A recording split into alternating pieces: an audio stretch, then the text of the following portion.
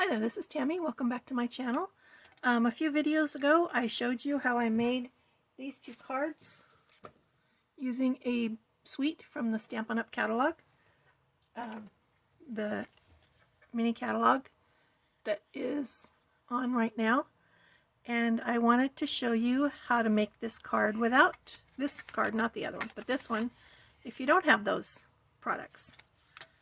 So for this one I chose the Hydrangea Hill designer paper because I wanted to go purple. And these are the two ones that I came up with. I think they're very pretty. This is my favorite. I would love to have fabric like this to make a blouse. So you can see there's a little bit of differences. This has these pieces that are stitched, and I don't have those dies, and the pockets are also stitched. So this is all made with me just figuring out the pieces. So I'll show you how I did this. Where'd my stuff go? Two of those. So I'm starting with a card that is 4 1/4 by 3 1/4. So to do that, I have an 8 1/2 inch. On the 8 1/2 inch side, I cut 3 1/4 and then I scored at 4 1/4 and folded and burnished. I have a piece of designer paper that's 3 1/4 by 4 1/4, and I'm going to stick this down.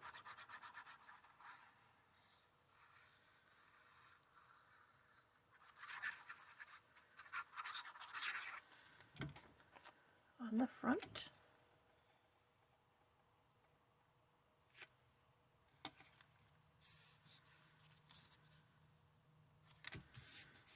Isn't that just so pretty? I love that paper. And then I have some other pieces. I can get them here. I have a hard time picking them up. Here's my other pieces. So the first thing I'm going to do is, I'm missing a piece.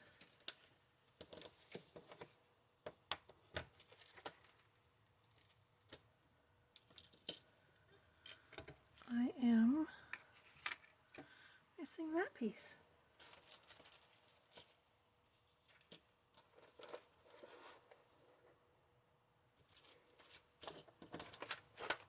Huh. I wonder if I accidentally threw it away. That's annoying. But I have my paper cutter right here. And this piece is 3/8 by 3 3/4. I know I cut it, so I must have accidentally thrown it away. So 3 3/4 by 3/8.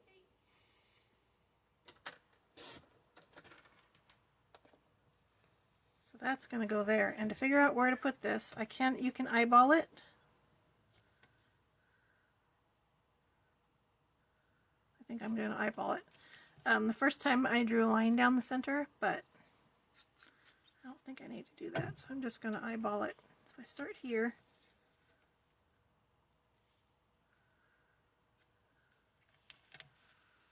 That looks pretty centered. And then these two pieces are longer than they need to be. Where's my little, oh, there's my little ruler. These are 1 1/2 by 3/4. They don't need to be 1 1/2. So, because I was experimenting and I cut them that long, they don't need to be that long. So I'm taking this and I'm putting it at an angle at the center of this white piece. And kind of watching how much I'm doing here. I'm going to take this other piece and do the same thing.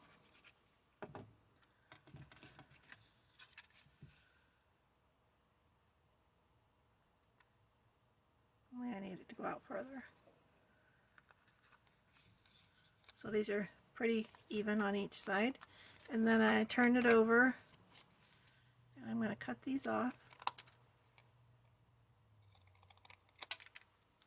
So really I could have done it with a piece that was 1 1/8, but when you're starting from scratch, things don't always turn out the way you expect them to. These pieces for the sleeves are 1.5 by 1 1/4, and the paper is also. So I have I'm using heavyweight cardstock. My cardstock is Neenah Classic Crest 110 pound. I like its weight for cards. And you can buy it many places. I think the cheapest place I found it was at the Walmart Marketplace. Didn't know there was such a thing. I went to walmart.com and typed it in, and it took me to their marketplace. Now these pieces are 1/4 inch by 1 1/4, and it's just for a little cuff on the collar. Not the collar. A little cuff on the sleeve.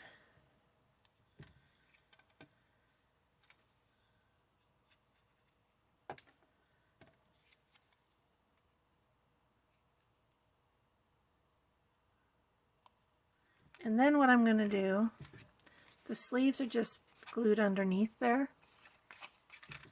So I'm going to go from this corner down and put glue here. And I'll stick this, I want the point right up in there.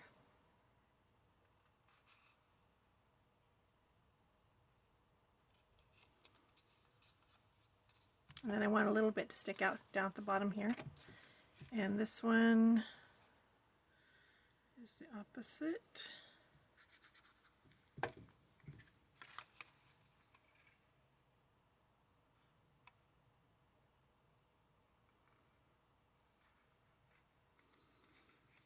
If you stick around, I'm also going to show you how I color ribbon. I don't need ribbon on these cards, but I have been asked about coloring ribbon.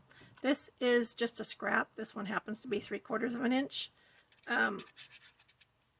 In these striped cards, I did a 1/2 inch, but I had this scrap, so I just cut it to 3/4 inch.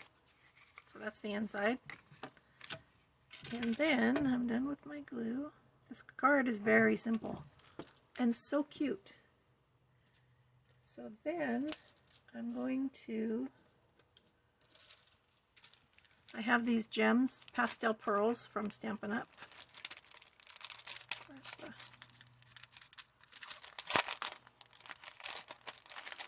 I think these are so pretty. So on this card I use these lavender ones, and then on this card I use the darker ones. So I'm starting at the bottom, and this is an eyeball thing again. You could measure and make little dots, I used to be that way. I used to be very anal about stuff like this. Not that I'm calling anyone anal except myself.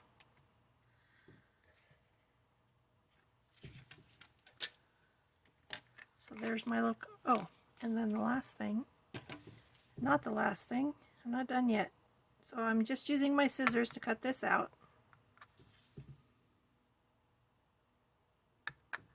You need pretty sharp scissors because you're cutting through 2 layers of heavy cardstock plus the designer paper.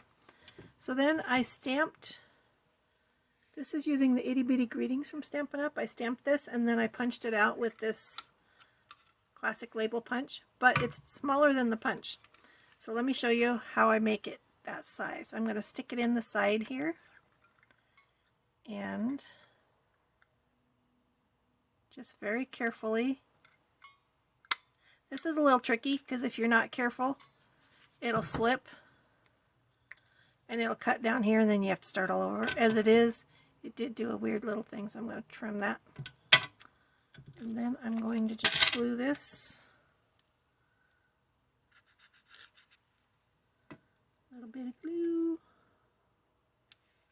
That right there.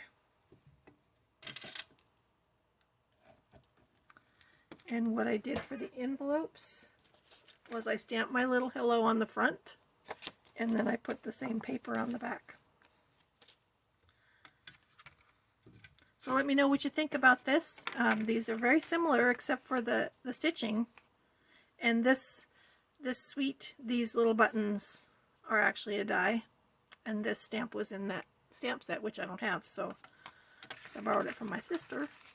So these are the ones I made today. I think they're beautiful and so simple to make. So coloring ribbon, I'll use this. So I have a spool of ribbon here. This ribbon is satin ribbon. I'm going to pull off a length that I would use for tying a bow. This is satin ribbon from Stampin' Up! That has a gold edge, and this is a cream, very vanilla. That part doesn't matter. There's white and there's cream, or there was. They were retired. They're not going to be in the new catalog, which makes me sad because these are my favorite ribbons ever. So I'm going to color this using an alcohol marker. There are other ways to color ribbon. This is what I do the most often. When I don't have the color of alcohol marker that I want, I have done it using just the Stampin' Right markers. I have noticed that these might, they're not as permanent as when I use the alcohol marker. So, what color do I want to use? Sadly, my purple one is out of ink. So, I will do, what color is this? Excuse me, I'm sorry. This is dark rich raspberry. So the alcohol markers from Stampin' Up! Have a bullet tip,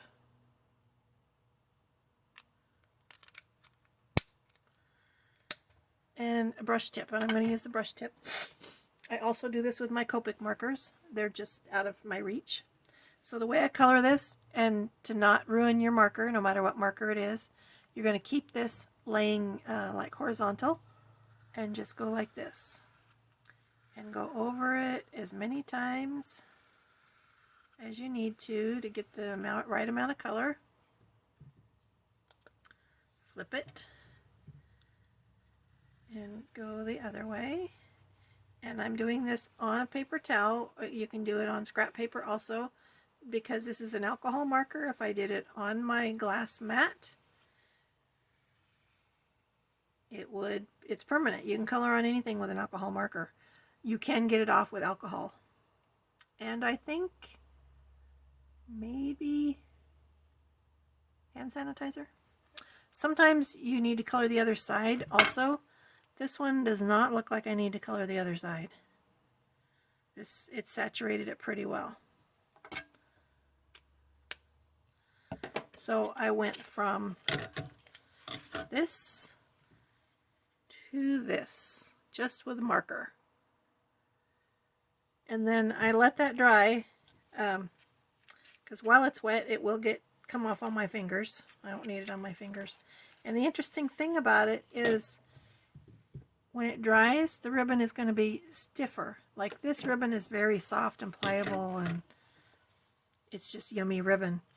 When this dries, it's stiff. It's not all the way dry yet, and with some ribbons, that's a good thing. Like when I use I'm out of it, but Stampin' Up! Had the 1/4 inch crinkle seam binding ribbon. That ribbon is hard to tie just as it is. It's very clingy, staticky, and it's thinner. It's very, very thin and hard to tie. But when I color it with my markers, it makes it stiff and much easier to tie. So you can do this on any ribbon. You can change the color of any ribbon that you have. If you want to do a whole spool of ribbon at a time, you would get a glass jar, a canning jar or something similar. Put some water in it with just a little bit of alcohol. Use a re-inker.